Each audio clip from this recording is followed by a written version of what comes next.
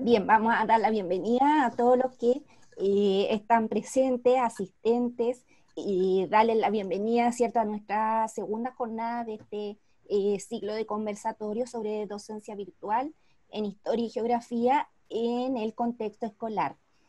Y vamos a comenzar hoy día con la ponencia del profesor Alejandro González Ríos, y quien trabaja actualmente en el Liceo Doctor Alejandro del Río de la comuna de La Granja. Alejandro nos va a presentar su ponencia que se llama La labor docente en contexto de crisis sanitaria y social, alcances y límites de la educación remota en el Liceo Doctor Alejandro del Río. Bienvenido, Alejandro. Hola, profe Cristina, mucho gusto de estar acá junto a ustedes. Buenas tardes, colegas. Veo hartas caras conocidas, hartos compañeros de universidad, que ya que después de un tiempo los veo ejerciendo, me imagino. Eh, bueno, como les decía, agradecer el espacio. Estos espacios de reflexión siempre son positivos, sobre todo en esta instancia catártica que estamos viviendo como sociedad. Y esperemos que rinda frutos, sobre todo que nos hagamos escuchar, ¿no? Como bien decía usted, actualmente yo trabajo en el Liceo Doctor Alejandro del Río, una escuelita en La Granja, comuna de La Granja, una de las comunas más afectadas actualmente junto con la de Puente Alto y el sector sur de Santiago respecto a todo esto del coronavirus. Eh, y como dato, es una escuelita, tiene el nombre de liceo porque tiene un liceo vespertino, pero durante la jornada diurna funciona de prekinder hasta octavo básico. Y en esa jornada estoy trabajando yo. Entonces, voy a presentar, compartir pantalla. No tengo problemas con eso, ¿no? No, profesor, no hay Ya. ningún problema.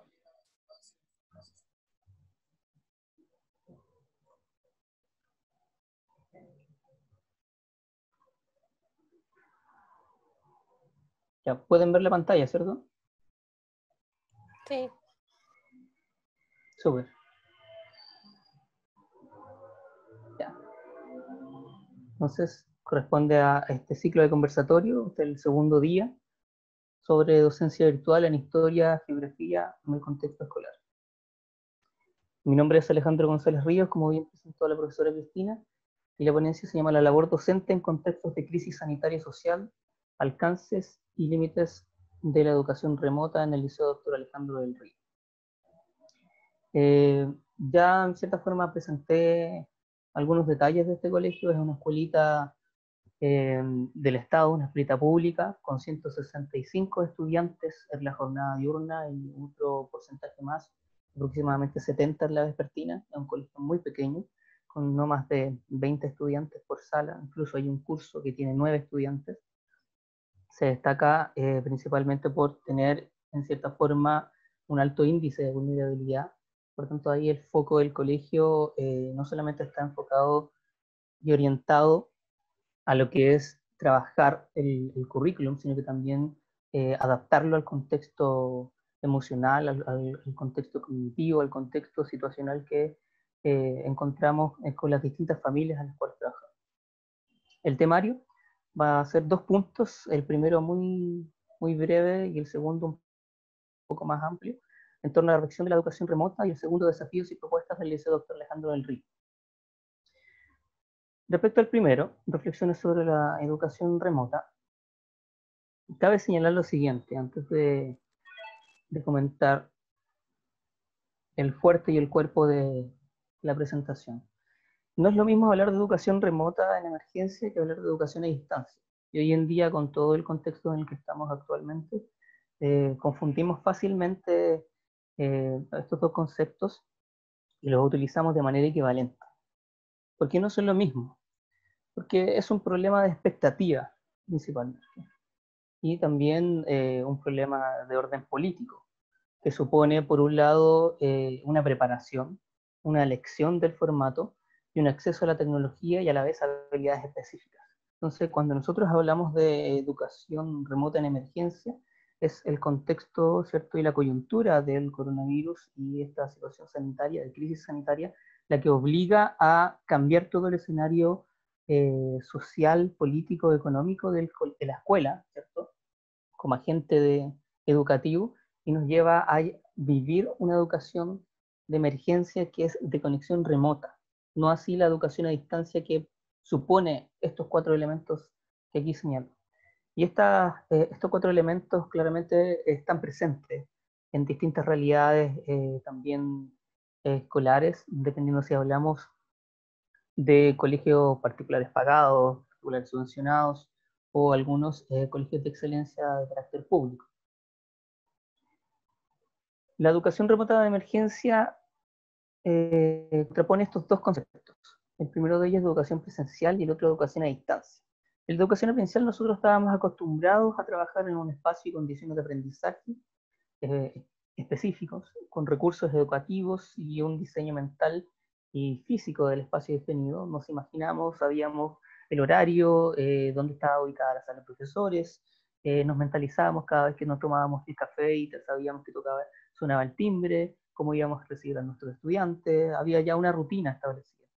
Y también había un tiempo de aprendizaje organizado que en cierta forma nos ayudaba, pese a que esa organización era un poco mecánica, ¿no? El tema de los horarios, las asignaturas, los recreos.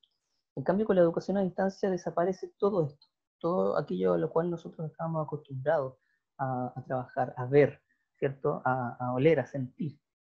Y en este sentido se propone un espacio y condiciones de aprendizaje completamente desconocidos, en donde suponemos también que todos tienen acceso al mismo recurso. ¿Y qué otro elemento llama la atención en esta educación a distancia, ¿no? Entre comillas, educación a distancia? Que no sabemos en qué están los estudiantes, no sabemos cómo están aprendiendo, qué recursos tienen, si tienen acceso, cómo está la salud, si necesitan trabajar algunos, si en cierta forma no poseemos control en regulación de horario, en recomendaciones. Ahí se mezclan las esferas y las dimensiones de carácter personal familiar con la laboral y al mismo tiempo con la escolar. Y en este sentido, deja mucho que desear el mismo formato. Al principio trabajamos de manera muy mecánica, me imagino como también como varios colegios, en donde nos adaptamos, simplemente vemos que vamos a trabajar a distancia, esto va a durar un par de meses, vamos a empezar a trabajar con guías, vamos a empezar a trabajar planificando y replanificando, y enviando también otras actividades a los estudiantes a la casa. Coincidió justo que esa segunda semana de marzo, en donde ya se suspendieron las clases por el tema de la cuarentena, ni siquiera se alcanzó a repartir textos de estudio de los estudiantes. Entonces tuvieron que ir a buscarlos en el mismo contexto posterior a lo que es la cuarentena. Y iban a buscar el material, pero no teníamos tiempo para indicar, en cierta forma, instrucciones básicas de preparación de material. Todo era muy improvisado, todo estaba muy encima, y se estaba esperando también de parte de Mineduc y del servicio local algunas indicaciones generales para poder trabajar de esta forma. Unos datos que preocupan, y aquí tomados un poco de una encuesta de mirada docente y que en cierta forma coinciden mucho con la realidad en la cual me desempeño, y conversándolo con la directora del establecimiento y los colegas, en varios puntos coincidía. Por un lado, respecto a la comunicación, señala que el 62% de los docentes se comunica regularmente, lo que quiere decir que es un poco más de la mitad. Y solo se comunican con el 50% de los estudiantes. O sea, en el caso nuestro, eran 165 estudiantes y ya teníamos 80 o un poco más, diría yo con 90 o 100, que no tenían acceso a internet, acceso a recursos digitales, tecnología de conexión. Por tanto, hay una dificultad para conectarse y comunicarse. Otro dato relevante de esta misma encuesta: el acceso a internet revela que el 63% no cuenta con internet, y en el colegio era casi 70%. Además, no cuentan con recursos materiales digitales específicos para estudiar, sobre todo computadores, ¿cierto? Computadores portátiles. La mayoría actualmente se conecta por teléfono, y con teléfonos no muy de alta gama, por tanto, si instalan Zoom o instalan Meet, tienen que desinstalar el uno y otro, y actualmente entramos a utilizar el formato de la plataforma de Google Classroom, y también eso se plantea como una nueva problemática al respecto. Y esto evidencia una brecha digital enorme y que abarca específicamente el 75% en los establecimientos principales, un 43% de los particulares subvencionados y un 8% de los particulares pagados. Si se fijan, esta brecha digital en cierta forma refleja también la desigualdad existente. Otro dato relevante tiene que ver con las habilidades de estudio. El 9% de los docentes considera que la mayoría de sus estudiantes cuentan con hábitos de estudio. ¿Sí? Y estos tipos de encuestas igual son muy generales, ¿no? Son una muestra específica. Y el 25% cree que sus estudiantes tienen habilidades necesarias para usar aplicaciones de trabajo a distancia. Son porcentajes muy bajos. Entonces, en este sentido, el aprendizaje, cómo se da en contextos de esta educación remota de emergencia, el 46% es en establecimientos municipales, el 50% en particulares subvencionados y el 71% en particulares pagados. ¿Dónde están entonces los desafíos y propuestas en nuestro establecimiento? Enfocado en el bienestar socioemocional de todos los agentes educativos. Como es una comunidad pequeña, era muy normal que los estudiantes, aparte de llamarnos profesores, generalmente nos llamaran tíos, tías, habituados al abrazo, habituados a la cercanía, a conversar cosas, a compartir los recreos. Como era un establecimiento también muy pequeño, era todo muy junto. Faltaba casi que tomáramos desayuno juntos. Entonces, aquí el bienestar socioemocional fue una de las primeras cosas sobre las cuales nos preocupamos. Y aquí nos preguntamos cómo vamos a trabajar, cómo estamos trabajando, qué hacemos con el currículum. Antes que llegara el tema de la priorización, nosotros ya estábamos preocupándonos de qué manera íbamos a avanzar. Ya estaba en cierta forma atrasado el liceo. Por tanto, decidimos ajustar actividades, estrategias y metodologías a este nuevo escenario y a este nuevo contexto. ¿Y de qué manera? ¿Cuáles eran estas posibilidades de la educación remota para impulsar aprendizajes de los estudiantes de nuestro colegio? Primero, organizar los objetivos y tareas en el colegio. Y aquí el liderazgo directivo fue clave, sobre todo para apoyar la tarea docente, considerando también el apoyo del servicio local, bien abierto a las decisiones que pudiésemos tomar como establecimiento. Al mismo tiempo surgieron interrogantes como la segunda, cómo hacemos que los profesores sean quienes diseñen las soluciones.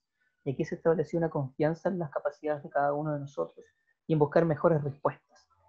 Pero también coincidió en que en ese confiar en que el colegio podía hacerlo, resultó que tampoco tenían las habilidades y herramientas para hacerlo.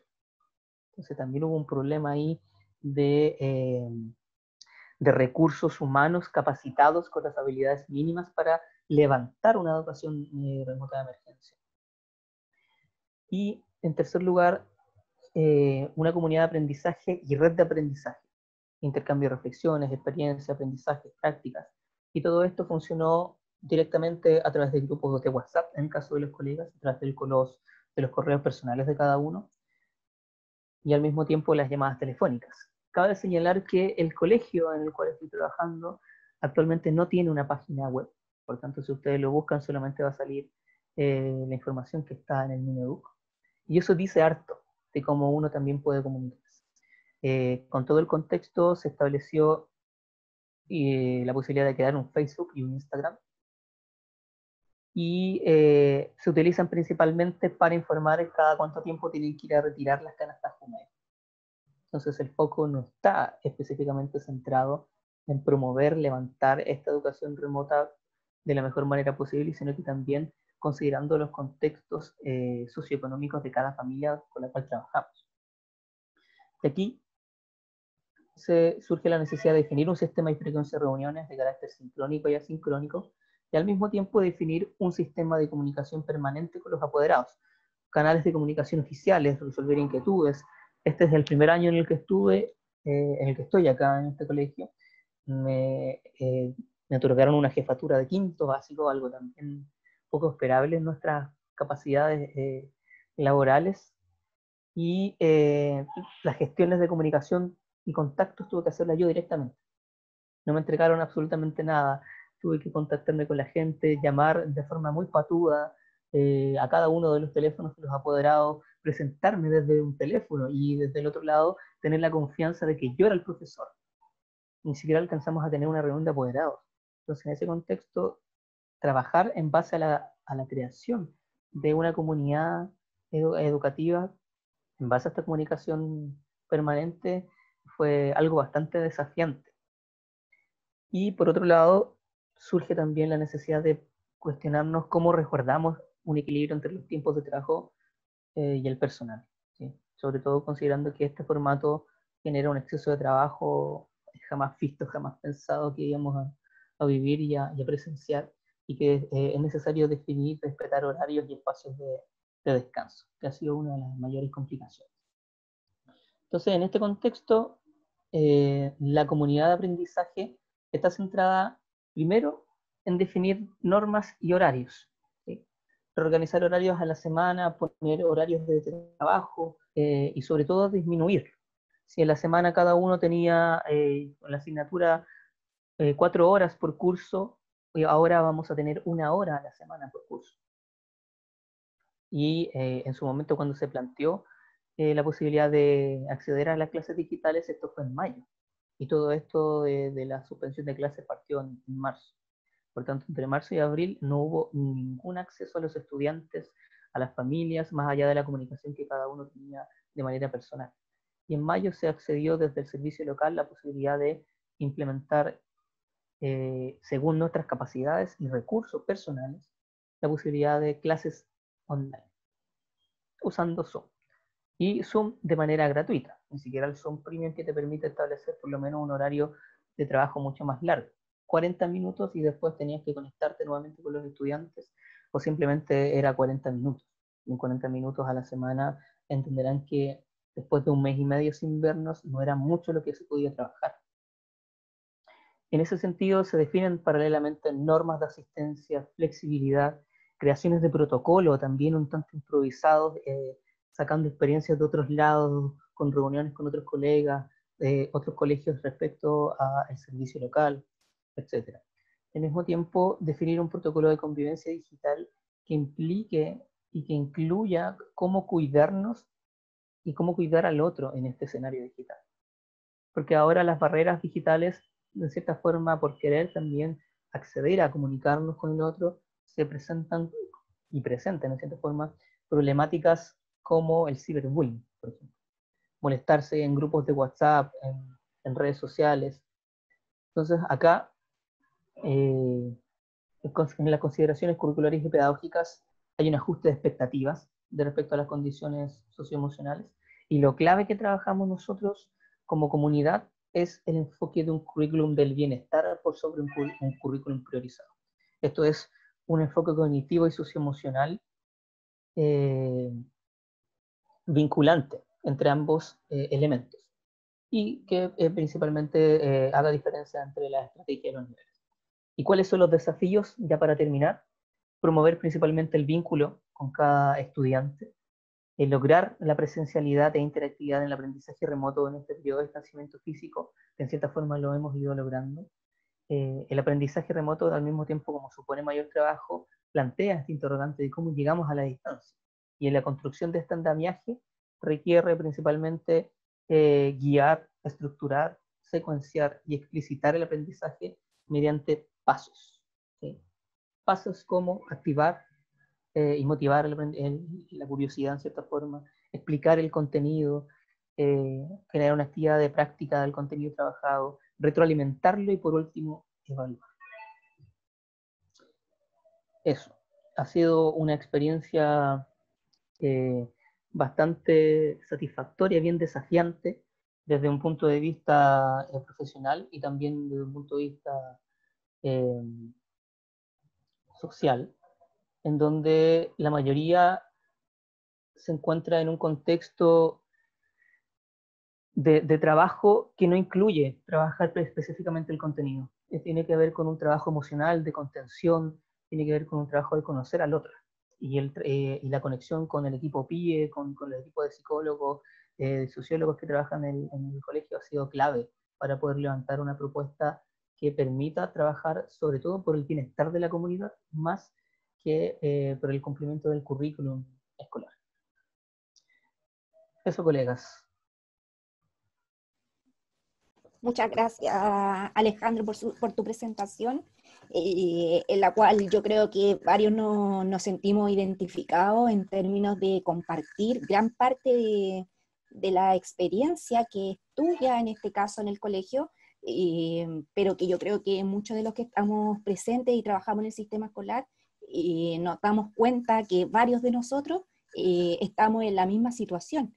Entonces, en ese sentido resulta bastante interesante escuchar experiencias que son parecidas, mejores, peores, etcétera, pero que más adelante nos va a permitir, ¿cierto?, poder compartir ciertas preguntas que nosotros invitamos a que ustedes puedan realizar en el chat para que nosotros las podamos hacer una vez que terminen las 4 ponencias.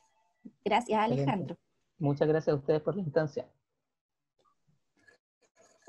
A continuación, vamos a dejar entonces a una compañera de trabajo, tutora de práctica profesional, que trabaja hace muchos años en la UMS, en el Departamento de Historia y Geografía, una profesora que también lleva muchos años de experiencia, que trabaja en el Liceo de Aplicación de Santiago, la profesora Rayen Curaqueo Alvear, quien nos presenta aprendizaje situado como una forma de resistir a la pandemia. Hola, aquí me ven porque me voy a cubrir, ya que tengo mala señal, ¿ya? Lo primero, antes de partir, destacar al profesor que recientemente habló por el esfuerzo de la comunidad. Es un momento complejo, y ahora yo voy a proceder a abordar, eso sí, específicamente el aprendizaje, independiente de la globalidad que presentó el profe, muy importante, pero voy directamente al aprendizaje ahora.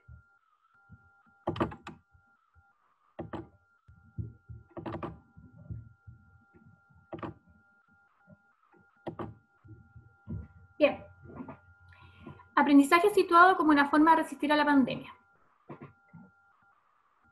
Cuando hablamos del aprendizaje situado, debemos ser capaces de entenderlo dentro de un contexto, ¿cierto? Este contexto que tiene que ver con la historia, con el contexto mismo y con pensar en la escuela. El profesor Alejandro anteriormente habló de la importancia, ¿cierto?, del compromiso en términos de la comunidad educativa.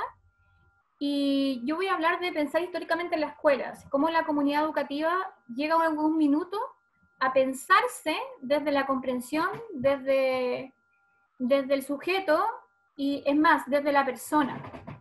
El pensarse en términos de la estructura, en términos del pasado, en tiempo del tiempo y el espacio, de la narrativa y de la posibilidad real de estructurar un hecho, en términos de la rigurosidad. ¿Cómo la escuela se piensa históricamente? Para esto, hablaremos de un enfoque didáctico.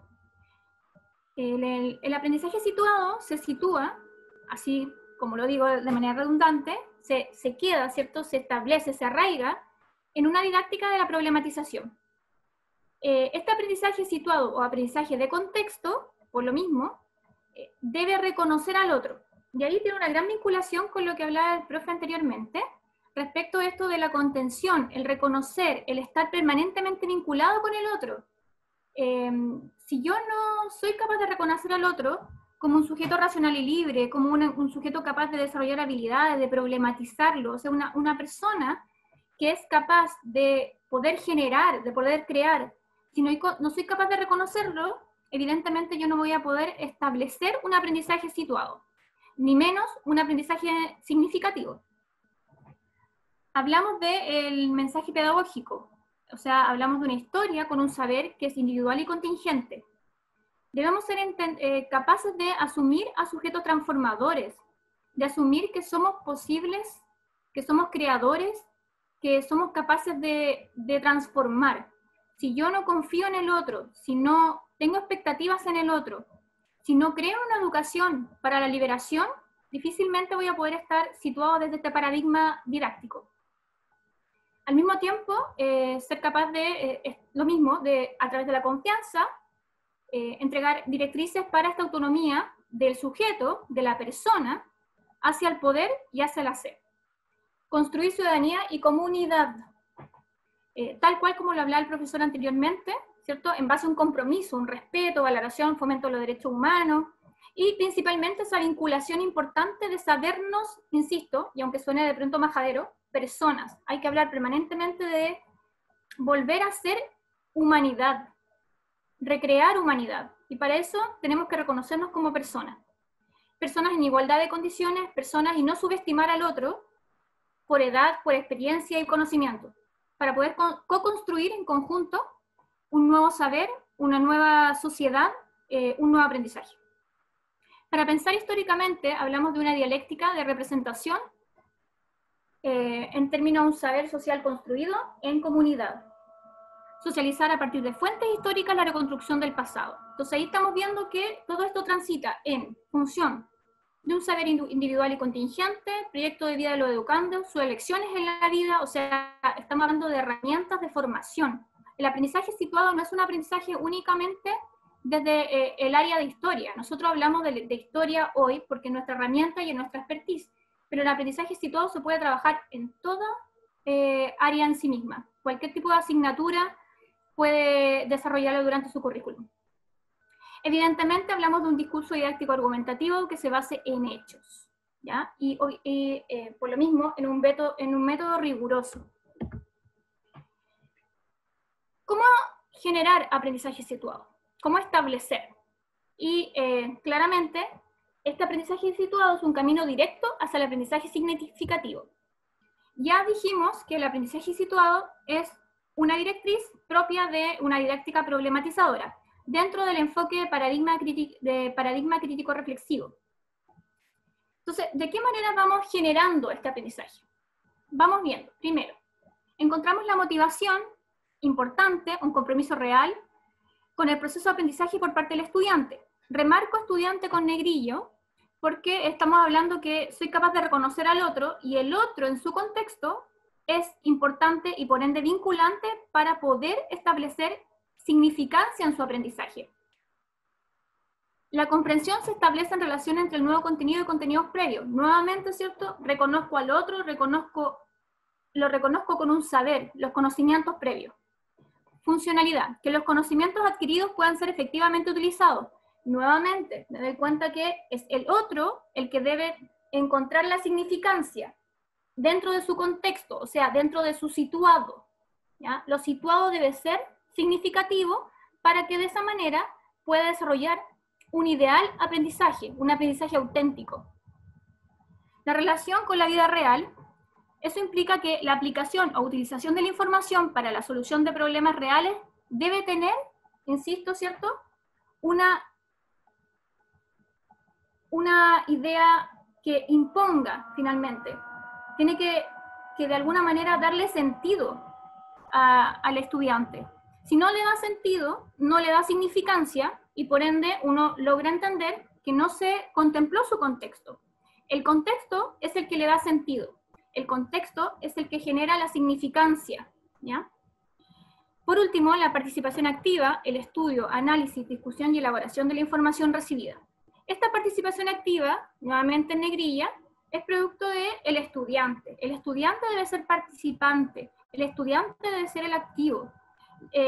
No vamos a lograr un aprendizaje significativo a partir de esta herramienta didáctica que es el aprendizaje situado si no hacemos vinculante al estudiante de manera permanente. Necesitamos su participación, necesitamos su voz, necesitamos su intervención. Bien, continuamos.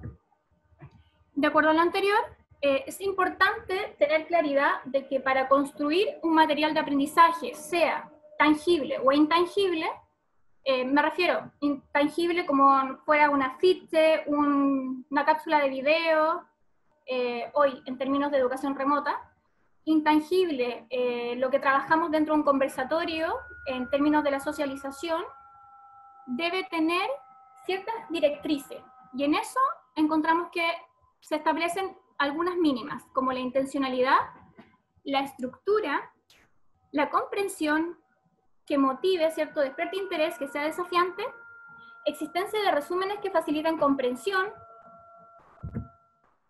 la parcialidad a la hora de presentar temáticas sin caer en inclinación de intereses o ideales propios, diversidad, porque debe atender a distintos niveles cognitivos, ¿cierto?, en términos de comprensión, estilos de aprendizaje, características de los estudiantes, o sea, ojalá, por favor, estar incorporado en lo que se espera en el DUA, ¿cierto? El diseño universal de aprendizaje que contemple el material que se trabaje, al menos esos estilos, ¿cierto? Ritmos de estilos, características del aprendizaje para que se pueda aplicar. Sabemos que hoy día, en términos de pandemia, es aún más difícil trabajar, porque en algún minuto, cuando habían chicos con necesidades educativas especiales, algunos colegios teníamos la posibilidad de trabajar con ayuda de el equipo psicosocial o el equipo PIE, ¿cierto? Dependiendo de quiénes sean los que trabajan en relación a ese tipo de intervenciones, y aquellos generaban adecuaciones en el material. Hoy día estamos aún más, ¿cierto?, abandonados en ese sentido, y por ello se sugiere que el material que trabajemos sea lo más adaptable posible a las condiciones de los estudiantes. Es importante por lo mismo, ¿cierto?, que la evaluación de los materiales curriculares por parte del profesorado se convierta en imprescindible para su uso adecuado. O sea, hay que tener rigor. No podemos pensar que podemos aplicar lo que queramos, ¿cierto? Porque primero que todo, somos docentes, somos pedagogos, hay un compromiso directo hacia el aprendizaje. Y segundo, porque estamos en espacios de pandemia, y la pandemia, en vez de facilitar, ¿cierto?, el trabajo, ha complicado nuestras instancias por el hecho mismo de no tener el feedback, que es fundamental, de no tener esa presencia directa con los estudiantes. No los vemos. Como decía el profesor anteriormente, llega una situación súper compleja. No sabemos si están aprendiendo. Y por ende, la idea es facilitar el trabajo no solo para los estudiantes, sino para nosotros también, porque de alguna manera hacemos más amigable esta forma de trabajo en base a la vinculación. Hacemos más humano lo inhumano de la pandemia. Bien, voy a mostrar ahora una readecuación curricular que desarrollé para el nivel de cuarto medio con el que estoy trabajando en el liceo de aplicación, en base al aprendizaje situado, que, como dije anteriormente, es un aprendizaje que va a lo pertinente, que tiene que ver con lo contingente y obviamente lo contextualizado, para que de esta manera los chicos pudiesen vincular mejor el contenido y, evidentemente, ¿cierto?, en base a los objetivos, pudiesen problematizar de mayor manera cada una de las instancias que estuviéramos trabajando. O sea, la idea es enfocarnos en las habilidades que fuesen problematizantes. Acá eran las planificaciones de la historia, del diferenciado de historia, las planificaciones que teníamos anteriores. Si voy a presentar rápidamente, son 3. Una tenía que ver con comprender la conceptualización realizada con los autores Foucault, ¿cierto?, Bourdieu, relacionar los conceptos mencionados con anterioridad con su diario vivir. Hablábamos de disciplina, contenidos, microfísica, discurso social, teoría de poder, campo social. Este es un diferenciado que está por acabar. Este año justamente era el último cuarto medio, porque ya el tercero medio estaba con plan diferenciado, comprensión histórica del presente. Ya es justamente la generación que nos quedaba con el plan anterior. Pero las readecuaciones pueden hacerse en cualquier tipo de espacio, en cualquier tipo de nivel. Y voy a mencionar entonces estas 3 planificaciones. La segunda tenía que ver con reconocer el funcionamiento del sistema económico, definir características fundamentales de la economía. En los contenidos tenía que ver con explicar la ciencia social, las decisiones que toman las personas, cómo, por ejemplo, las características económicas influyen en el espacio privado. Y la unidad 3 hablaba, ¿cierto?, de las ventajas y desventajas del sistema económico neoliberal, las influencias en el hacer cotidiano, y la idea era analizar críticamente los diferentes elementos, economistas también, y otros tantos filósofos y sociólogos que hablaban de la cultura neoliberal. La primera readecuación que se hizo fue, esta es una de las tantas tablas de especificación que nos pidieron trabajar para iniciar los diferentes trabajos con los estudiantes. En un comienzo no trabajamos con Zoom, comenzamos con cápsulas de video y otros profesores estaban con guías de trabajo. Esta instancia, por ejemplo, fue con una cápsula de video y se readecuó, representando la unidad número 1, el contenido a trabajar. Si en algún momento, por ejemplo, se vio directamente Foucault en su contexto, en su espacio del siglo XX y se vinculó con el hoy, ahora fue directamente a la crisis, la virtualización y el poder que finalmente, soterráneamente, está en esos espectros. Por otra parte, ¿cierto? La memoria, la libertad y la identidad como elementos constitutivos de los sujetos. Entendiendo también que son espacios propios que hoy están en crisis también, y que pueden, de alguna manera, generar una recepción de mejor manera que en otros escenarios el contenido. O sea, de qué forma la idea es como lograr que el estudiante realmente vincule, que sea atractivo, que sea desafiante, más aún con los problemas que hay, que haga sentido. Para esto entonces se trabajó una cápsula de video, crisis y virtualización, y se incorporaron preguntas de reflexión que los estudiantes, cuando se volviese a clases, en ese momento, que esta es más o menos de mayo, aún no había claridad y se pensaba que este año se iba a volver. Ahora ya se dijo que no se va a volver, así que se está trabajando en de qué manera, ¿cierto?, una nueva forma de evaluar, de llevar el trabajo en sí. Pero como en ese minuto no había claridad, se había estipulado que cuando se volviese a clases ellos entregarían las respuestas a las distintas preguntas de reflexión. ¿Cómo resistimos a la pandemia? De esta forma nos damos cuenta que vamos avanzando y en base a la recepción del estudiantado. El estudiantado lo entendió, le encontró sentido, hablaron conmigo, me hicieron sugerencias, comentarios respecto de que estas temáticas querían seguirlas trabajando, que les parecía muy interesante poder darle vueltas a la crisis, a cómo nos estábamos comportando como masa. Así que luego se abrió un espacio en Zoom de un coloquio, y este fue el del miércoles 17 de junio, ya con mi practicante María Fernanda Rojas, el neoliberalismo, crisis y sociedad de masas. Ahí comenzamos a participar directamente, abrimos también los espacios a la comunidad, participaron cuarto diferenciado, pero también de otros niveles, hasta de primero medio, y fue muy interesante cómo de pronto surgían esta necesidad de hablar, de incorporar su discurso, de contar su experiencia, en una situación muy enriquecedora en términos del colectivo, de cómo vamos escuchando al otro y vamos aprendiendo del otro, ¿ya?, en base a la conversación. Posteriormente trabajamos este coloquio, confinamiento y distopías de lo privado, y hablamos de los autores, analizamos los autores, trabajamos el contexto, y nuevamente la riqueza del saber, de la misma experiencia, como ellos, sin darse cuenta, iban trabajando los autores, aplicando los autores. Evidentemente de una manera enriquecedora, porque lográbamos generar un grupo que cada vez iba siendo más grande, más constante, de mucho aprendizaje. El último que nos queda dentro de la línea, y ahí lo expongo pero todavía no se hace, es uno de geografía, que tiene que ver con la idea de contemplar las ciudades de la intencionalidad de su origen. Y ya está avisado, trabajan los chicos, insisto, se puede lograr, es complejo, pero se puede. Y considero firmemente que el aprendizaje situado es una forma de poder hoy lograr aprendizaje significativo. Entonces, lo que nos queda claramente es ver cómo seguir. Eso, muchas gracias.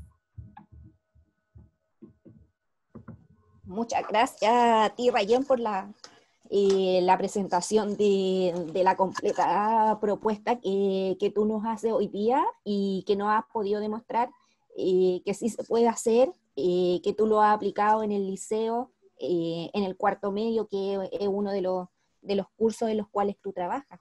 Así que te agradecemos enormemente el compartir tu experiencia profesional y laboral. Muchas gracias. Gracias a usted. Recuerden que sus preguntas las pueden realizar en el chat para que podamos hacerlas en la última parte. A continuación, voy a presentar a la profesora Iliana Cerda González, quien trabaja ya hace 3 años en el Colegio Técnico Profesional República de Argentina, en la comuna de Ñuñoa, quien nos va a presentar también un proyecto interdisciplinario llamado Fotosentir. Adelante, Liliana. Hola, buenas tardes a todos y a todas. Es un agrado estar en esta tarde, es un 10% más agradable esta tarde para exponer. Bueno, también voy a detener el video. Ya. Espero que ya ahí se pueda ver. Sí, ya. Bueno, como bien dice la profesora Cristina, yo trabajo en el Colegio Técnico Profesional República Argentina de la comuna de Ñuñoa. Este colegio es de enseñanza media técnico profesional, de primero medio a cuarto medio, que está en la comuna de Ñuñoa, en el sector del metro de Iarrasa, en donde 1/3 del estudiantado es migrante. Eso ya habla un poco de las características del colegio. Y de acuerdo a una encuesta que realizamos a comienzos de este proceso de la cuarentena, notamos que 1/4 de los estudiantes de primero y segundo medio tienen acceso real a Internet. El resto de los estudiantes es un acceso ocasional, si es que van donde la tía podrían tener Internet, por lo tanto contábamos solamente con un 25% de cerca de 380 estudiantes posibles.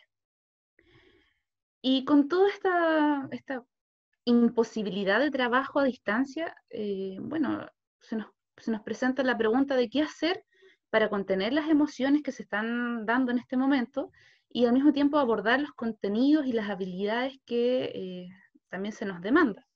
Que no solamente se demanda por el Ministerio o por la Corporación de Ñuñoa, sino que también los estudiantes y los apoderados. Por lo tanto, la UTP en ese sentido propone hacer trabajos interdisciplinarios. Y en ese sentido, para segundo medio, surge la propuesta de hacer el fotosentir. Y el fotosentir corresponde a un trabajo entonces interdisciplinario que se da entre las asignaturas de historia, arte, lenguaje y ciencias, y tiene su fuente de inspiración en la maleta histórica del taller aplicado universal que teníamos los estudiantes de la carrera de acá del PEDA. Ese taller lo dio el profesor Eduardo Cepeda y Claudio Atens, por allá por el 2016 tal vez. La idea original era justamente recrear la maleta histórica con todo lo que habíamos trabajado en esa oportunidad, que era llevar a cabo un diario de vida, el intercambio de cartas. Sin embargo, dado la contingencia, empezamos con mi colega de historia a ver, bueno, ¿qué podemos hacer para reciclar esta maleta y darle continuidad entonces a los contenidos y habilidades, pero también entonces contener las emociones? Y ahí es que surge este proyecto, en el caso de historia, de trabajar en la fotografía de época y en la carta de época.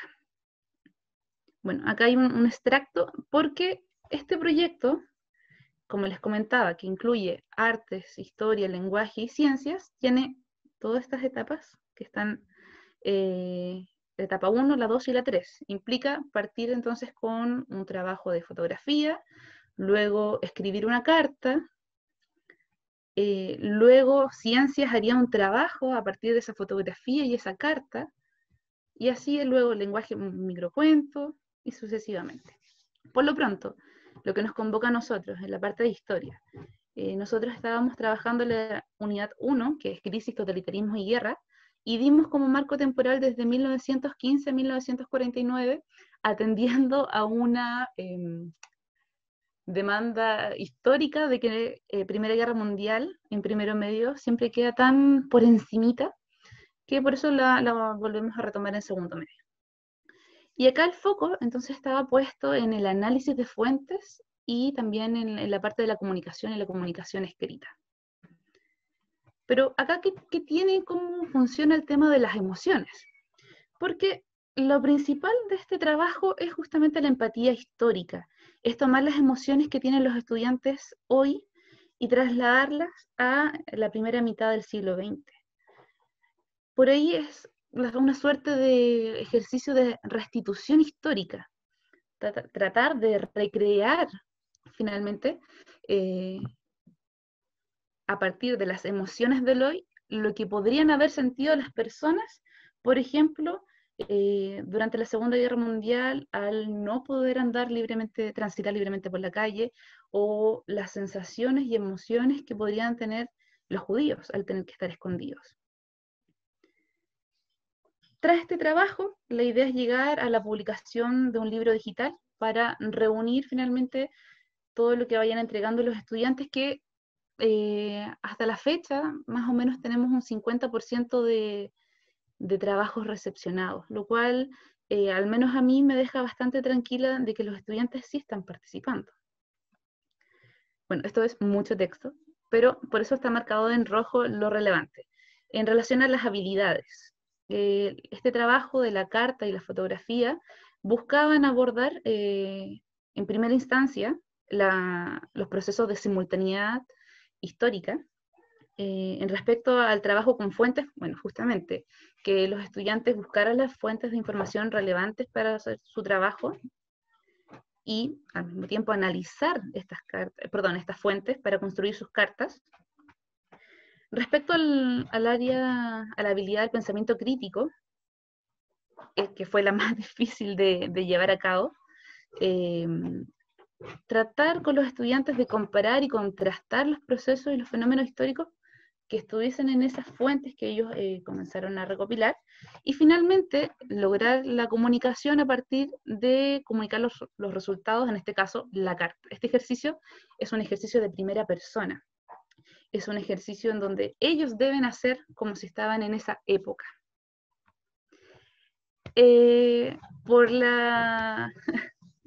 No puedo presentarles fotografías de los estudiantes por la integridad de la privacidad de ellos. Sin embargo, había que partir por casa y motivándose. De ahí que yo tomé una fotografía de Margot Duhalde para yo recrear lo que se esperaba que ellos hicieran de trabajo. Ese era el ejemplo. Y se les entregaba una fichita en donde ellos tenían que ir completando. Bueno, a todo esto, nosotros tenemos videollamadas una vez a la semana, con la duración de máximo 1 hora. Entonces son pequeñas cápsulas en donde hay un tema, se hace una exposición muy general al respecto, y luego se hace la segunda parte de esa videollamada, es para explicar cómo se llevan a cabo los procedimientos, en este caso de la construcción de la fotografía o de la carta. En el caso de la carta, que es Historia y Lenguaje, en la asignatura de lenguaje abordaron justamente la parte de la narrativa, de las partes de la carta, y nosotros en Historia nos dedicamos al ámbito político, económico, cultural y social del periodo histórico que seleccionara el estudiante. Y acá lo más importante también, bueno, es importante la parte histórica, pero para el ejercicio de la contención era que quedara de manifiesto las emociones, los sentimientos y cómo ellos sentían las emociones, la corporalidad. Este ejercicio busca también que ellos las empiecen a reconocer, ¿sí? Porque después en las siguientes etapas del trabajo, justamente el microcuento o los análisis de ciencias, en particular la asignatura de biología, empiezan a hacer una reflexión sobre la importancia de reconocer las emociones y valorarlas. Y bueno, no tengo pruebas hasta el momento, pero tampoco tengo dudas de que este trabajo ha sido un buen trabajo, al menos en la idea. Porque por ahí hoy día un estudiante me salió con que, profesora, este aprendizaje a distancia significa justamente eso, estar lejos de aprender. Y fue como, ¿qué está pasando? Esa es su percepción. Y me dice, no, no, no, no. Pero que este estudiante lo que me planteaba es que él esperaba tratar de tener los mismos aprendizajes que tenía en la sala de clase. Y eso también nos derivó en la vuelta de hablar con los estudiantes y decirle, oye, oye, tranquilo, acá estamos aprendiendo, pero estamos aprendiendo a otro ritmo, otras cosas que son igual o más relevantes que el aprendizaje de ciertos procesos históricos que eventualmente van a estar en los libros. Bueno, en relación a las pruebas, como para yo fundamentar de cómo funciona este trabajo, sí, los profesores que hemos participado de este proyecto, que es una suerte de aprendizaje basado en proyectos, porque esto fue muy espontáneo, muy a la rápida. Sí notamos que hay un interés por parte de los estudiantes de llevar a cabo el trabajo. O sea, ellos se estaban comunicando permanentemente por la plataforma de Classroom, o ya sea por los Instagram de profesores o de proyectos. Y a partir de la revisión de los trabajos también se evidencia un logro importante, ¿sí?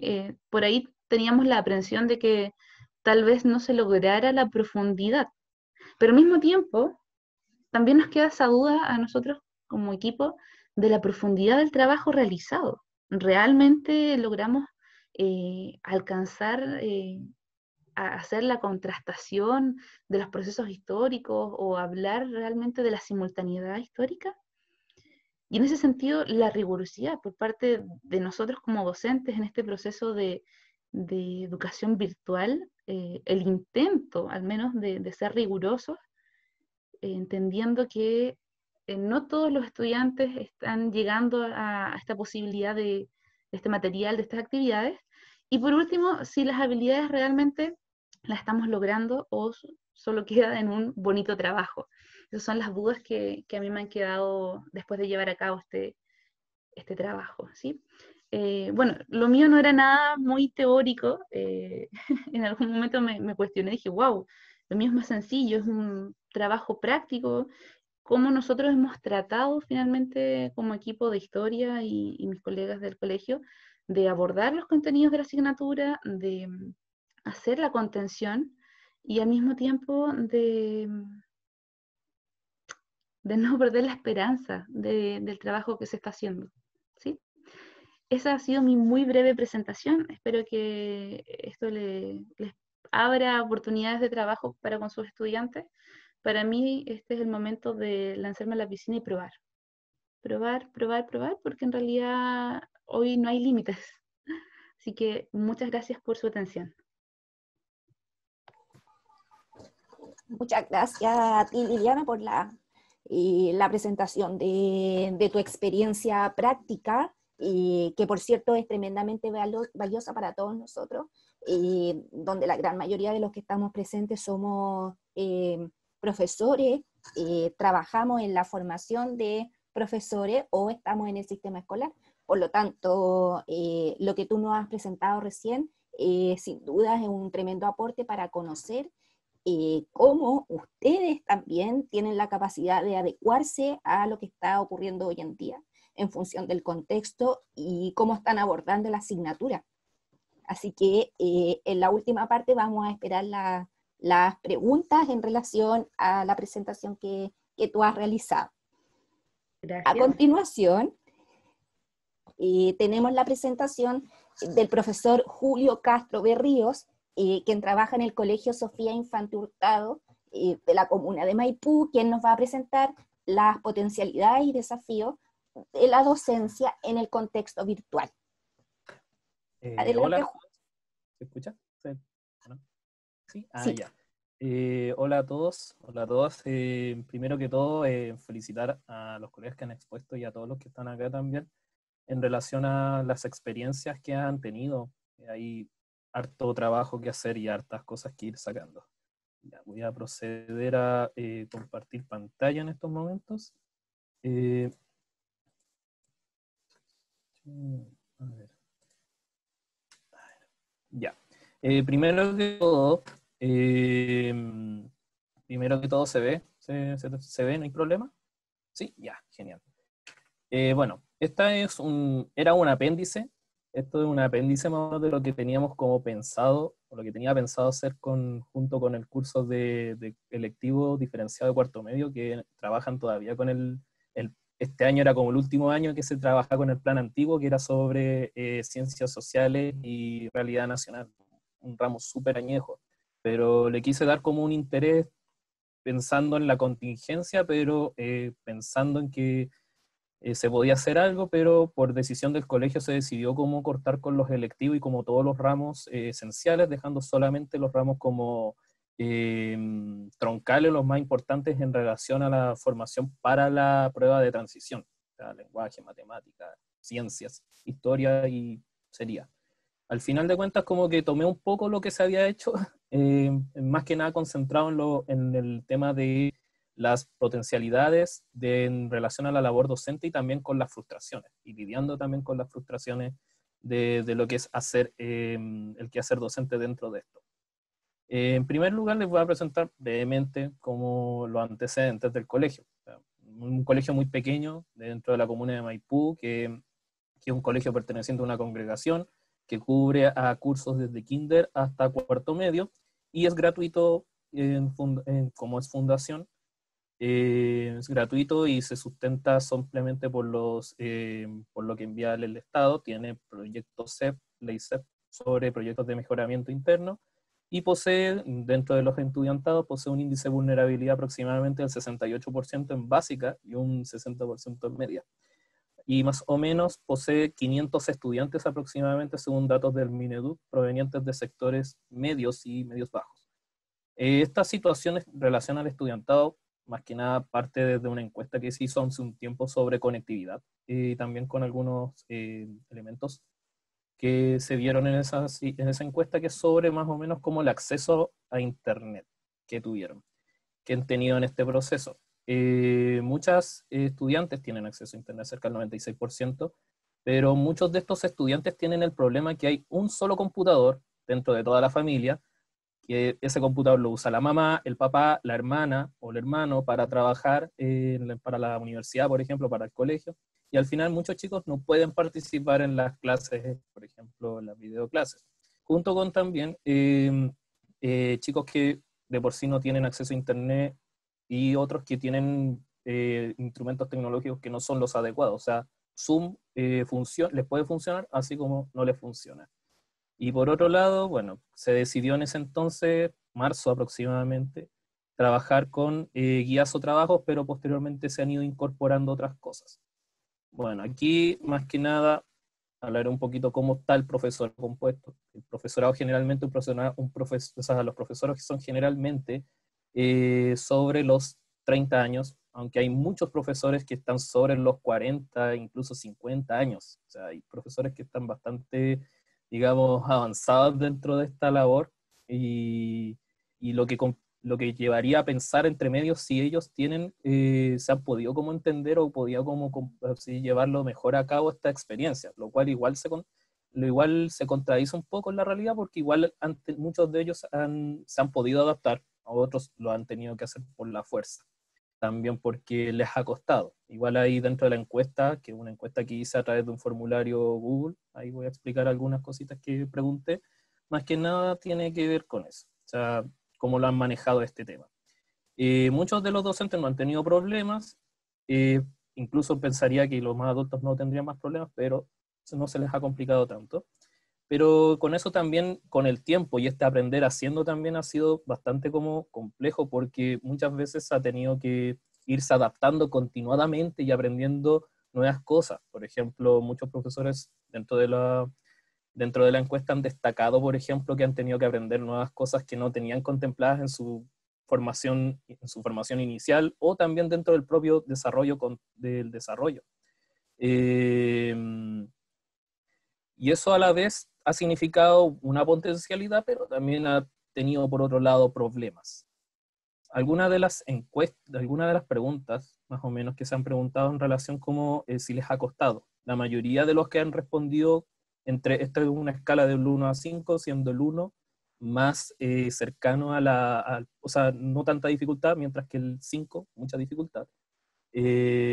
varios de los que han respondido hasta ahora, muchos de ellos plantean de que no lo han hecho, no les ha costado tanto, pero condice mucho también con la edad. También. Pero hay otros que también les ha costado, generalmente los profesores que están más, son más adultos. Pero lo que no le ha significado tampoco aprender y desarrollar otras TICs o cosas como parecidas. Este gráfico me quedó feo, lo siento. El gráfico generalmente tenía que ver con relación a los ejemplos de las TICs desarrolladas. Por ejemplo, qué TICs se utilizan o qué tipos de aplicaciones utilizan. Generalmente van desde la creación y edición de videos, también va de la creación de formularios, la creación el uso de plataformas de almacenamiento online, redes sociales también, y también otras plataformas como tipo Loom o para grabar también, o también plataformas como de evaluación formativa tipo Kahoot.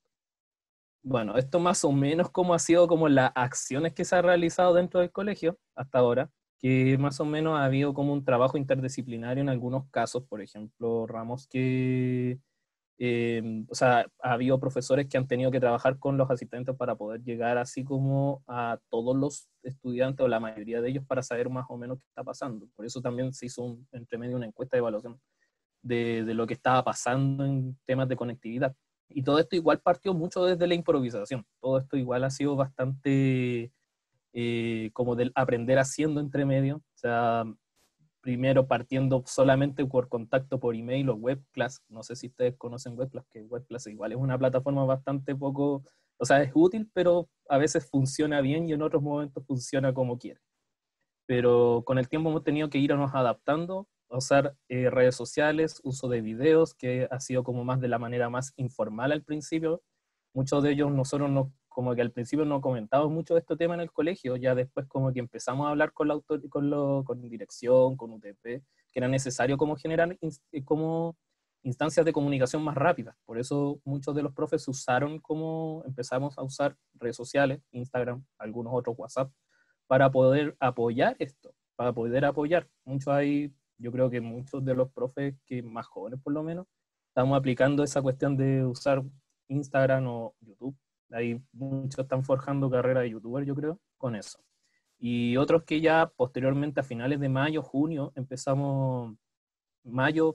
de junio empezamos a aplicar ya Zoom, que esto contrapuesto a la necesidad de usar Virtual Class, que Virtual Class es una plataforma de web class para hacer clases virtuales, pero que no funciona como muy bien porque igual es como medio impersonal. Muchos estudiantes reclamaron eso, como que lo encontraron impersonal, así que se decidió usar Zoom. Y ahí Zoom solamente se trabaja 40 minutos, la plataforma funciona de acuerdo a la necesidad del profesor, o sea, si yo, por ejemplo, dijera utilizar instancias para poder resolución de dudas, retroalimentación o explicación breve de ciertas cosas. Y ya hacia el final, durante junio, empezó con esta idea de eliminar los demás cursos de cuarto medio para eliminar la carga tipo PSU. En rigor esto ha sido como un constante aprender haciendo. Bueno, en relación a toda esta percepción tanto personal como grupal, bueno, hay algunas cosas que igual hay que irlas desglosando punto por punto. O sea, en primer lugar, pensar en un aprendizaje como necesario, constante y fundamental para poder apoyarnos dentro de nuestra quehacer. Usar las TICs, aprender TICs de vez en cuando. Muchos de los profes han tenido que estar metiéndose a cursos o webinars, como les dicen también ahora, o también los temas del CPIP, también por el tema de la priorización. Y eso significa que aprender ciertas cosas, aprender nuevas técnicas, nuevas formas de aplicar. Y también ha funcionado mucho esto del aprender como en conjunto, en comunidad, intentar hacerlo. O sea, a mí igual lo personal me ha costado porque, al igual que, por ejemplo, Alejandro al principio mencionó, que recién llegó a este colegio este año, yo duré 3 días en el colegio y con suerte conozco a los otros profesores. Y todo el contacto que he tenido con los otros profesores ha sido por Zoom, en las reuniones, o también por WhatsApp y nada más. En segundo lugar, y tercer lugar, los mezclo un poco, cuestionar un poco la escuela, o sea, qué es lo que queremos sobre la escuela, qué es lo que estamos pensando sobre la escuela, porque En muchos lados surge esto de la presión de los estudiantes por aprender, pero a partir de un incentivo, o sea, por la nota, por el contexto, y muchas veces yo he intentado como explicarles y hacerles entender que esto no funciona así en este contexto, no está funcionando. A algunos les llama la atención y otros como que dicen como hacen vista gorda. Me pasó hace un tiempo, yo estaba haciendo una actividad sobre, lo voy a hablar más por encima, sobre así como la construcción de la sociedad chilena durante la primera mitad del siglo XX, y para esa actividad dispuse sobre creación de afiches o infografías sobre distintos temas, porque es un tema muy grande y no daba como para trabajarlo brevemente pensando en que hay que priorizar. Así como en ese caso, en un tercero medio, pensamos ya, vamos a hacer infografía y cada estudiante va a hacerlo y después los vamos a presentar.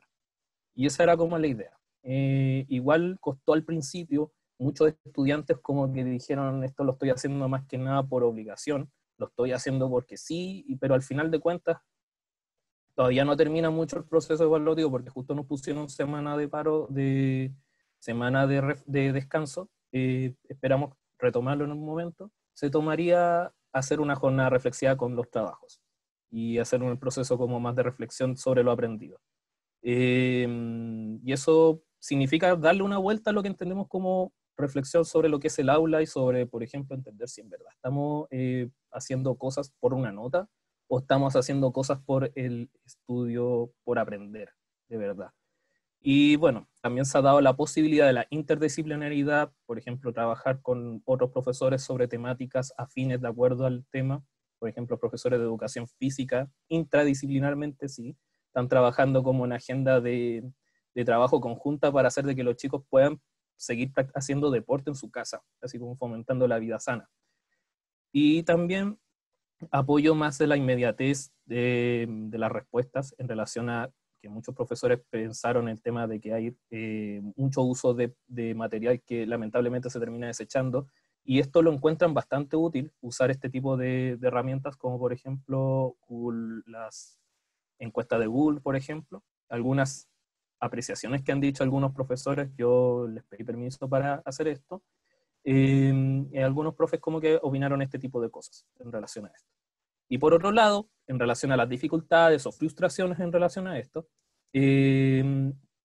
ha habido un desincentivo, sí, hemos tenido que luchar contra el desincentivo de los estudiantes, como mencioné hace un rato también, que ha habido un problema constante en tratar de sacarles el chip o tratar de cuestionar un poco por qué el colegio ahora ya no se hacen evaluaciones y por qué tendría entonces que hacer esto si en este momento no me vas a evaluar con una nota. O sea, eso ya es como complicado y es súper como duro y que nos contradice un poco en nuestra labor. O sea, ¿estamos poniendo notas en algún caso? O sea, ¿estamos evaluando de eso o estamos priorizando la formación, o sea, a través de una evaluación más formativa, más integral, más de que lo que puedan ellos adquirir y puedan como utilizarlo, como en algún momento lo expresó Rayena hace un rato? Y también, bueno, la dinámica virtual, que no es la misma, o sea, el contacto físico persona a persona era muy vital para muchos profesores, me incluyo, o sea, y yo he hecho varias reuniones, le he dicho a los cabros que uno se siente más contento verlos, a lo más verlos por Zoom, que no verlos. Y que me sentía feliz, por ejemplo, la primera videollamada diciéndole así como eso, como que yo me sentía feliz y los chicos también, algunos me decían así como, profe, bacán verlo, aunque no me conocieran tanto. Así como también algunos dicen dificultades para adaptarse a las TICs o también para aplicar videollamadas por temas de limitaciones tecnológicas, por ejemplo, que no tienen buena señal, que no tienen buen acceso, así como también los problemas de salud, tanto física como psicológica, o sea, el estrés, el estar como sentado casi todo el día trabajando, la constante presión, especialmente de los profesores jefes que han tenido que lidiar mucho con el contacto con los estudiantes por redes, y muchas veces los mensajes llegan hasta las tantas de la mañana incluso, y eso ha sido como igual bastante complejo como de limitar. Todavía como que, a pesar de que se establecen limitaciones, todavía hay hay un tema que ha quedado pendiente así. Bueno, estas son algunas de las apreciaciones que dejaron los profesores en relación a esta pregunta. Y bueno, cerrar esto pensando en esa reflexión de que a pesar de las circunstancias todavía se puede intentar hacer algo. Yo creo que lo fundamental, al menos en la realidad en la que estoy sentado, y yo creo que la de muchos, es tratar de separar esa idea del aprender haciendo, y si el hacer, por ejemplo, lo vamos a hacer en base a una nota o por un real interés de aprender. Eso. Muchas gracias por el espacio. Muchas gracias a ti, Julio, por la presentación de la experiencia en tu colegio. Muchas gracias. Vamos a ir a la ronda de preguntas y vamos a partir con las que se plantearon explícitamente en el chat. Rayén, para ti fue la primera pregunta que hace Felipe Parra, ¿cierto? En relación al estamento estudiantil en este caso, de acuerdo al planteamiento que tú hiciste. ¿Me podías repetir la pregunta? Porque vi una pregunta, pero hablaba del hecho de... Espera un poquito. Vi una de las preguntas que decía cómo acercarse realmente, pero no sé. Sí, cómo se reconoce al otro a través de este aprendizaje situado en este contexto. Sí, cómo se reconoce al otro. Entendiendo el contexto de hoy. Cuando hablaba directamente decía cómo se logra la alteridad de Levinas, ¿cierto? De Levinas, perdón.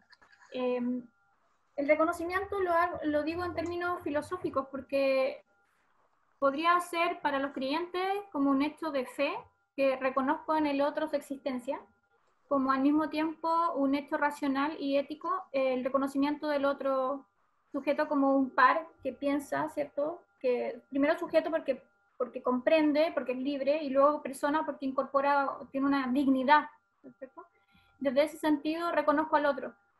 Y por ende traspaso la posibilidad real de tocarlo, verlo físicamente, corpóreamente, como a lo que se refería la alteridad de Levinas. El reconocimiento va desde el discurso hacia la praxis. Entonces, tiene que ver con un hecho mismo de coherencia y convicción de mí como persona.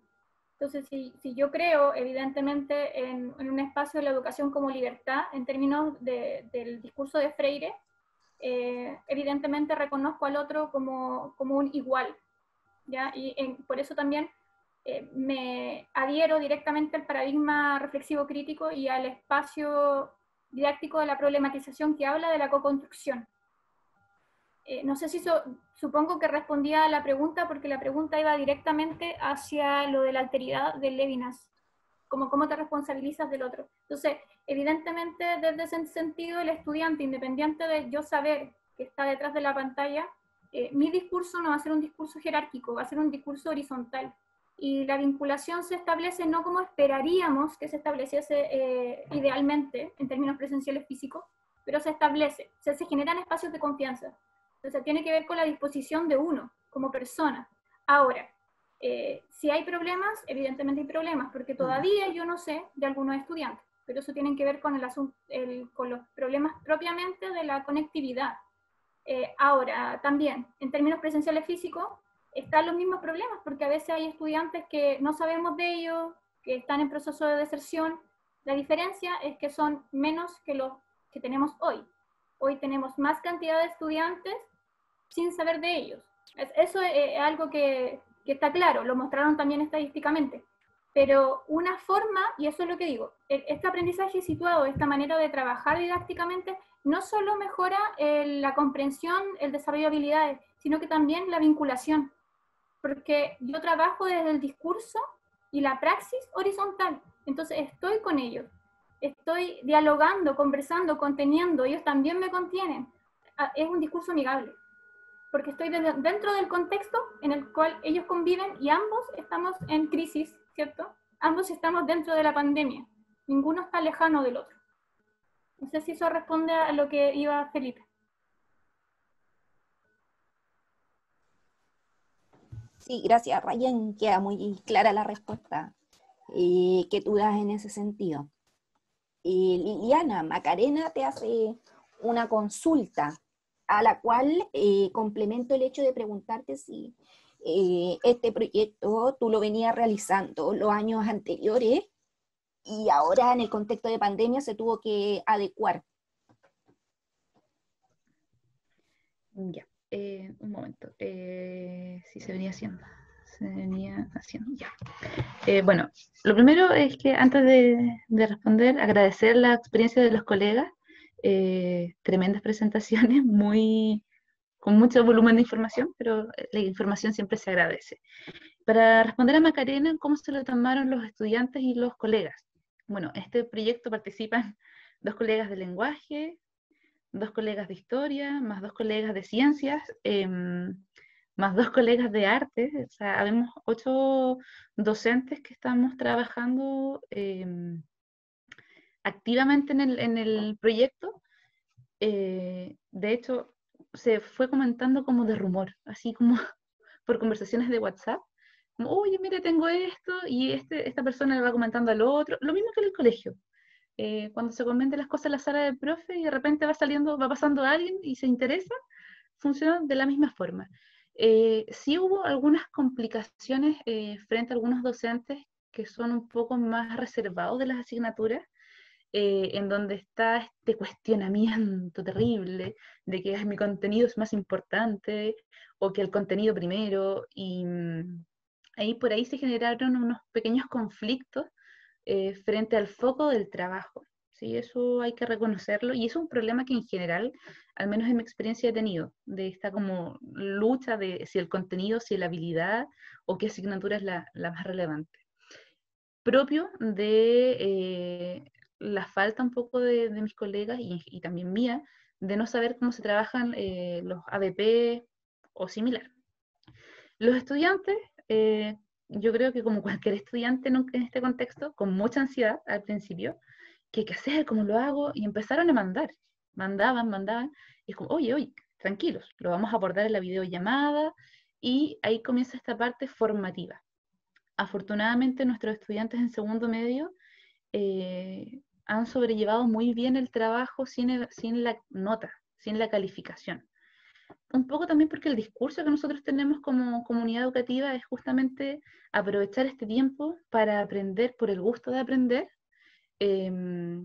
haciendo también el llamado a la resiliencia, entendiendo que hay familias que lo están pasando muy mal, que tienen realmente unas historias trágicas de cómo están sobrellevando la pandemia, pero también nosotros haciendo hincapié de que un poco vean lo que estamos haciendo en este proceso como una vía de escape, como una vía de disfrute, el hecho de poder escribir en una carta emociones y sentimientos, pensar cómo lo vivieron la primera mitad del siglo XX, cómo lo viven ellos.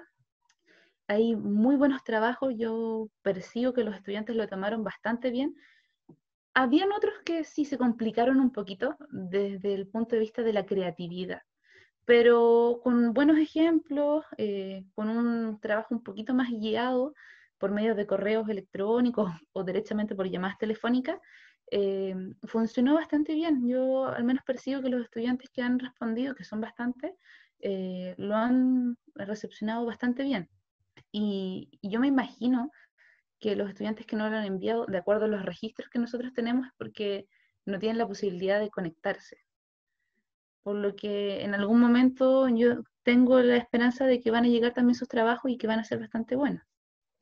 Y frente a si este trabajo se venía haciendo, sí, el año pasado yo partí con el intento, porque los proyectos interdisciplinarios y los trabajos de aprendizaje basado por proyecto o por problema generan mucha resistencia. Es un problema, porque uno llega con la idea, es como, hagamos esto, esta es la propuesta, estas son las habilidades, estos son los contenidos, aquí esto se cruza con tu asignatura en tal cosa, en tales habilidades, y es como, no sé, esto es como más trabajo, por lo que empecé a hacer esta suerte de maleta histórica con un curso en donde lo hice más como un formato de portafolio.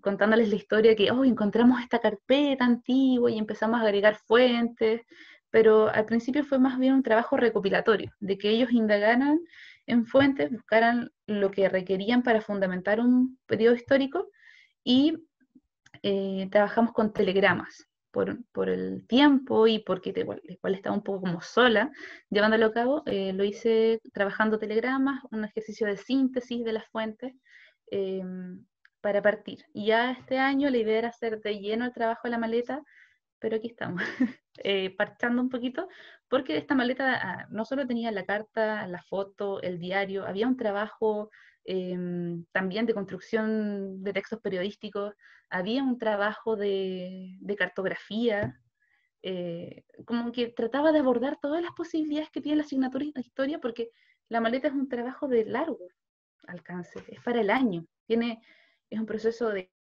perdón, es un trabajo de proceso, progreso y producto.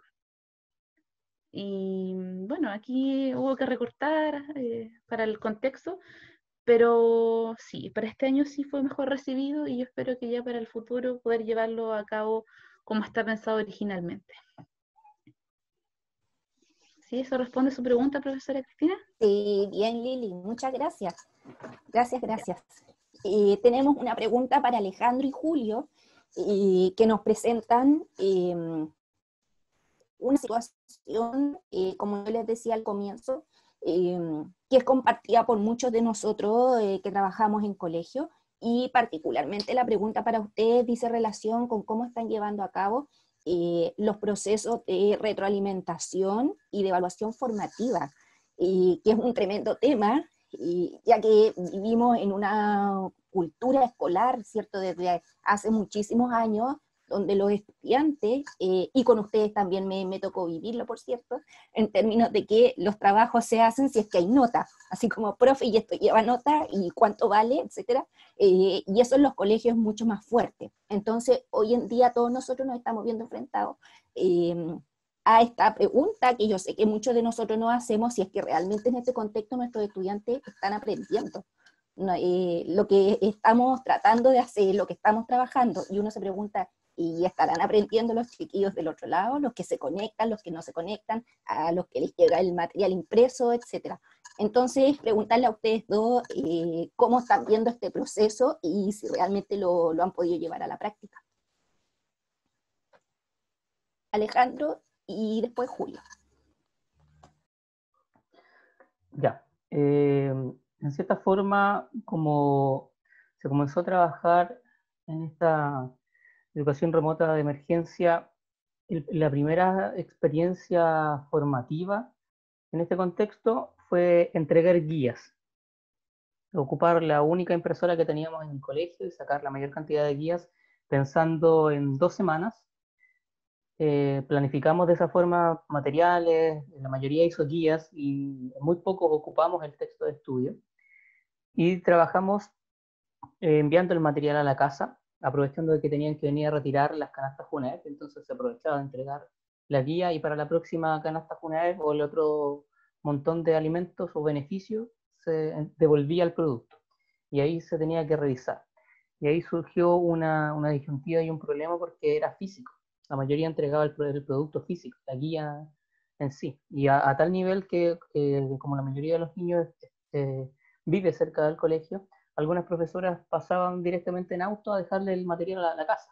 Y posteriormente cuando se tenía que revisar, ellas mismas pasaban de la casa a buscar el material y pasábamos al colegio a revisarlo in situ.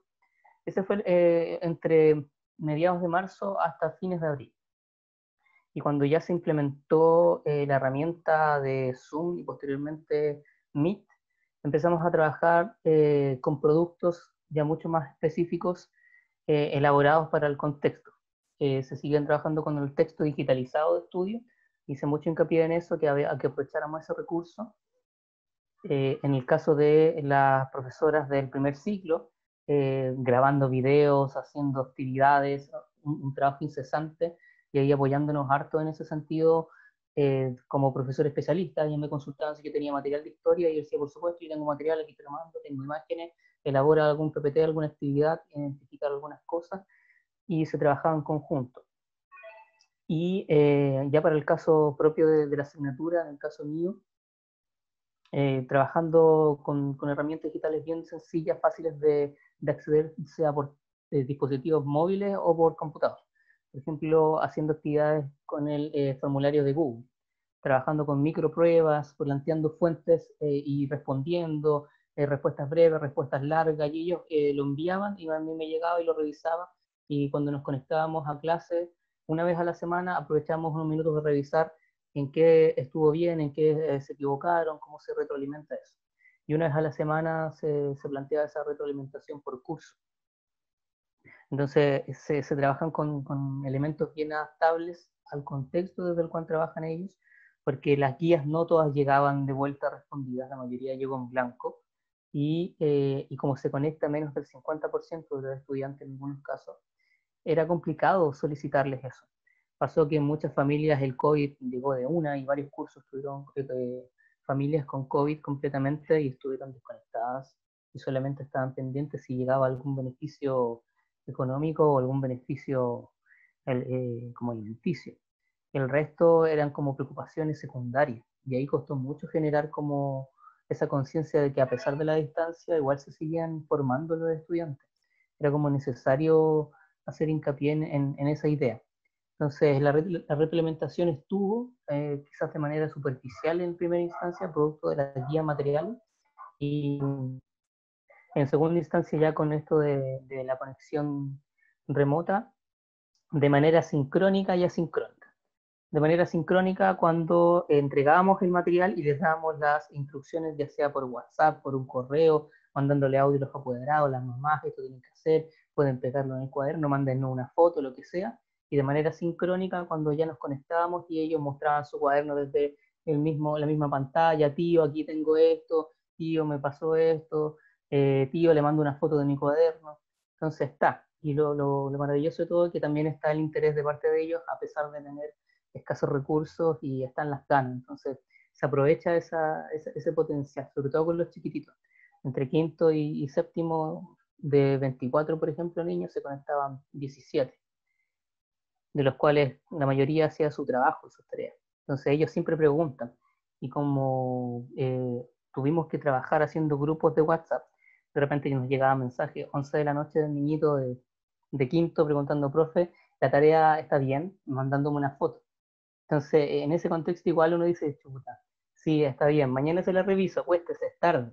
Entonces, estaba la intención, estaba la voluntad, y se aprovechó esa motivación para generarlo como un hábito. Entonces, ya se hizo un hábito de que una vez a la semana se conectan con nosotros, conversamos y revisamos dentro de lo posible las actividades que ellos están avanzando. De esa forma. Bien, muchas gracias, Alejandro. Julio. Ya. Bueno, al igual que Alejandro, aquí también se trabajó con el tema de entrega de guías, tanto en formato online como también en formato físico. Generalmente las familias que tenían complicaciones para pedir guías y todo eso, tenían que llamar al colegio y decir, ya, pueden guardarme una guía, voy a buscarlas tal día. Y ahí iban ese día y bueno, y también con eso retiran, por ejemplo, algunos instrumentos como por ejemplo los libros de clases que no han podido retirar. Pero con el tiempo, con el tema de las cuarentenas ya más estrictas que se empezó a implementar, se empezaron a hacer turnos éticos en relación a un día a la semana, y ese día iban a ir algunas personas al colegio a imprimir documentos, y ahí sí habría un espacio para poder como ir a retirar las guías. En ese caso, bueno, la guía se propuso al principio hacer una fecha como de entrega, que es una fecha de entrega más para decir como en esta época, en esta fecha los chicos entregan, y a partir de eso se iba haciendo una retroalimentación, a partir de revisión y de poder como explicar un poco en qué está bien y en qué está mal. O sea, yo en lo personal, bueno, cada profesor tenía su propia forma de hacer retroalimentación. Yo en lo personal tomé la decisión de hacer una escala de evaluación sin nota, solamente pensando en un puntaje como, digamos, para explicarlo como en sencillas palabras, así como para decir, este fue como el nivel de logro y no logro en relación a ciertas cosas. Y más que nada la guía iba en relación a ciertos aspectos más puntuales de como si la respuesta estaba bien, estaba de acuerdo a lo que se utilizó, si respondía a partir de conceptos clave, si se apoyó bien se aprecia que leyó a conciencia el documento fuente, por ejemplo. y otros aspectos más como de formato, ¿sí? Como si la entregó el de la fecha adecuada y cosas como esas. Pero más que nada tenía que ver eso, y abajo de eso, y junto a cada respuesta hay una explicación mía diciendo en esto estuvo bien, en esto te faltó, y así sucesivamente. Claramente igual esta forma de retroalimentación es súper larga, es súper desgastante. De hecho, igual todavía me ha costado como entregar algunas. Todavía hay algunas que no las he podido como entregar, tratado de estar al día en eso. Pero es difícil producto de la carga laboral semanal que tenemos como profesores. Yo igual tengo, no, a pesar de que no tengo tantos cursos, igual tengo harto trabajo relacionado con eso. Y si yo lo tengo así, también muchos de mis otros colegas también sufren eso, especialmente los profes que son de otros que son profesores jefes, que tienen más responsabilidades que hacer. Ya cuando se empieza a aplicar, o sea, cuando se empieza a aplicar las clases por Zoom, yo decidí hacer clases una para explicar más o menos la guía, explicar un poco cómo los temas a hacer y realizar, o también las actividades que vamos a hacer, como el caso que fue la infografía, y al final del proceso, o sea, ya cuando tienen que se entrega la guía, supuestamente tienen que cumplir con esa fecha, se hace una retroalimentación, se explica más o menos qué teníamos que trabajar, qué conceptos, qué cosas tenían que explicar en las preguntas o en las distintas actividades que tenían que hacer. Y con eso como que se parchó un poco eso, de que podíamos como hacer retroalimentaciones por guía. Y eso igual, de todas formas, estoy haciendo eso continuadamente. Junto con eso también, y para verificar que los chicos estuvieran como aplicando, viendo las explicaciones en video, o sea, como para darle que pudieran como estar viendo eso, o sea, como para respaldar que lo estuvieran viendo y lo viendo a la conciencia, yo establecí una especie de ticket de salida, y eso igual no lo pude implementar mucho porque fue justo como antes del parón de estas 2 semanas que nos dieron ahora. Y esa ticket de salida era un pequeño formulario Google con 2 preguntas súper sencillas, súper cortas, con las cuales se hacía como un englobe de la clase. ¿Sí? Es como la típica pregunta que uno hace como al final para cerrar, si se entendió o no se entendió.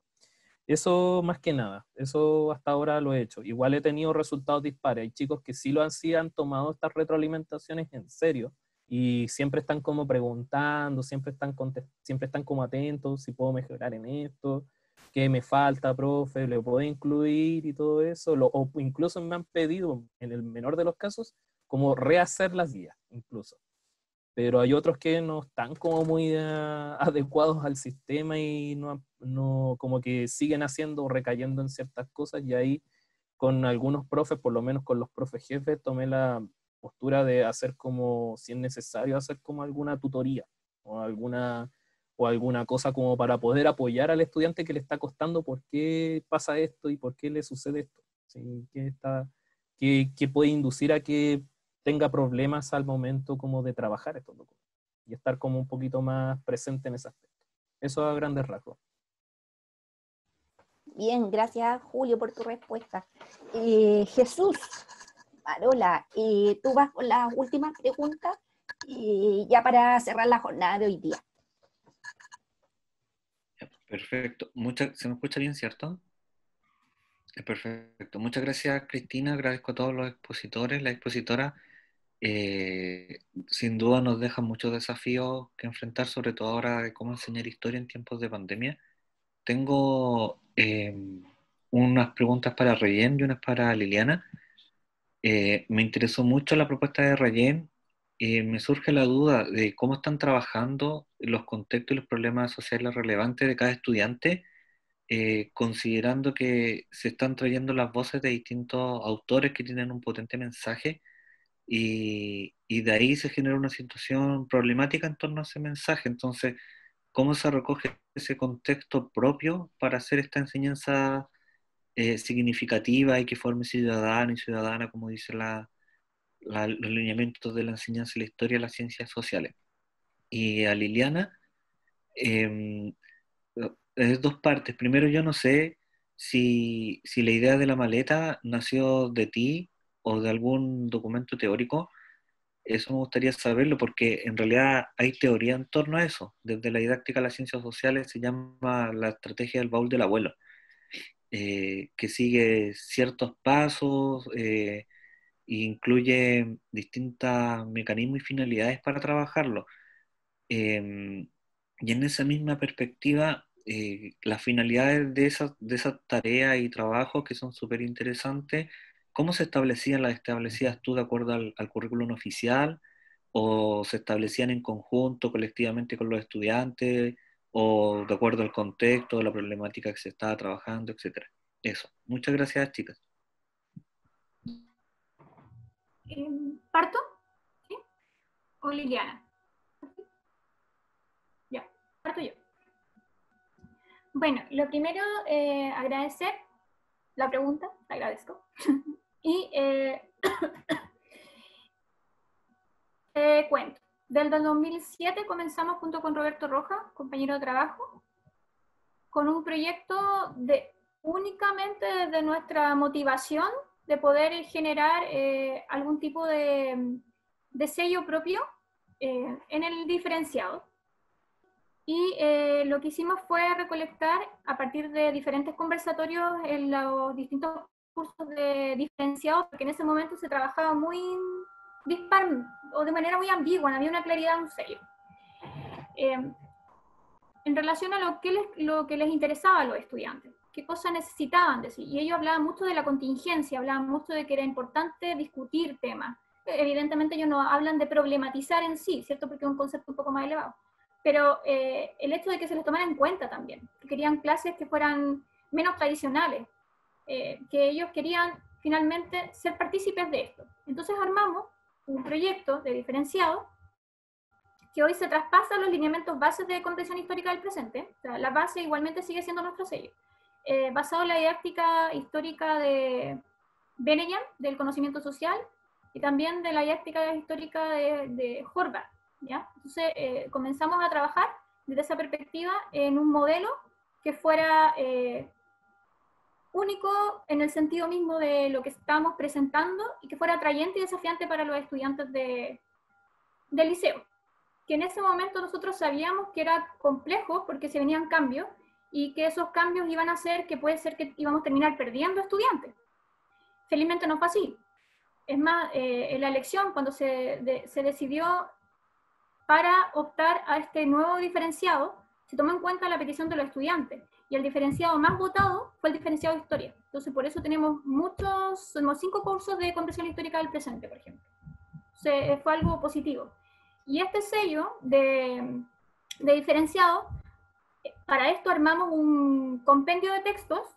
Sabíamos que íbamos a trabajar con autores complejos y necesitábamos tener un permanente avance, guía de acompañamiento, de permanente feedback, muy de la mano con ello. Entonces hicimos un compendio de textos seleccionados con conceptos de autores que fueran trabajados, y trabajamos los autores a base de conceptos. Es una aproximación filosófica, evidentemente. No estamos trabajando directamente, no sé, por dedicar 3 meses o un semestre a Foucault, no. Pero vemos elementos, analizamos elementos y analizamos textos reales. O sea, no son solo de segunda mano, sino que estamos hablando de primera mano sus textos. Además del compendio de textos, que es la antología, como te dije, estamos alineados. Entonces, todos estamos con esa metodología en donde invitamos al estudiante a ser partícipe, a base de conversatorios, de plenarios, trabajamos mucho la clase invertida, y esto es primero enseñado y ya luego pasa a ser un aprendizaje, ¿cierto?, incorporado en el estudiante, o sea, arraigado.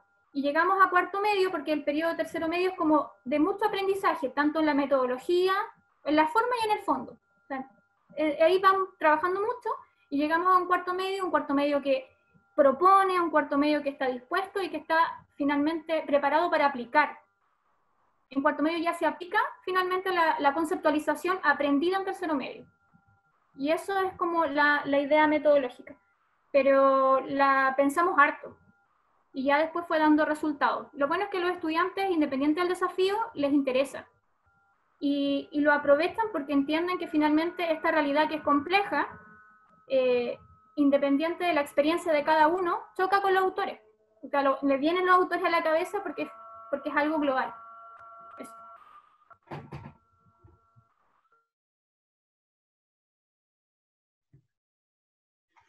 Bien, Jesús, respondiendo a tu pregunta, la maleta como idea la tuve en el taller de aplicado de Historia y Geografía de Universal.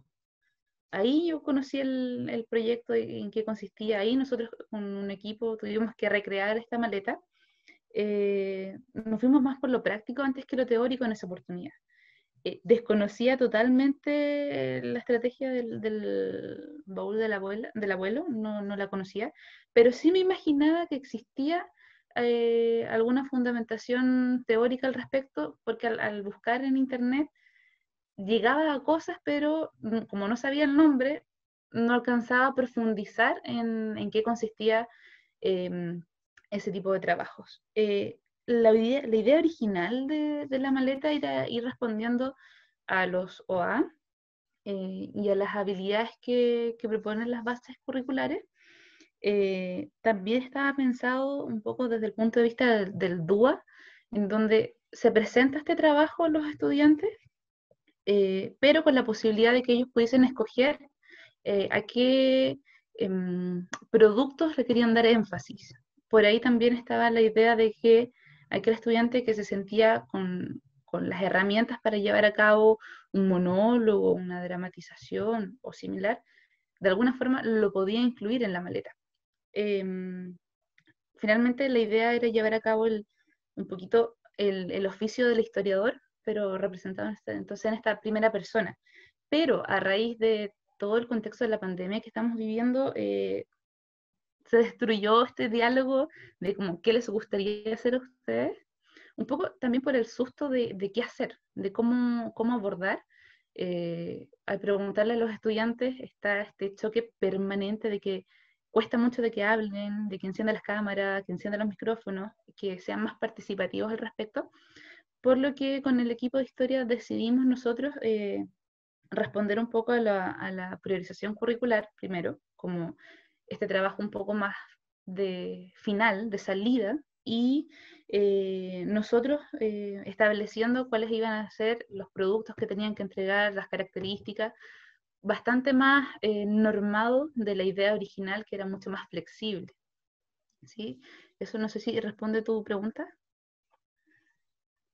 Sí, sí, súper bien. De hecho, destaco mucho, como para cerrar esto, el valor del profesorado, en este caso tuyo, Liliana, que en general estamos trabajando siempre desde, sin saber cómo estas teorías que andan por ahí, pero estamos haciendo como las cosas correctas y siguiendo el camino correcto para la formación en historia y ciencias sociales.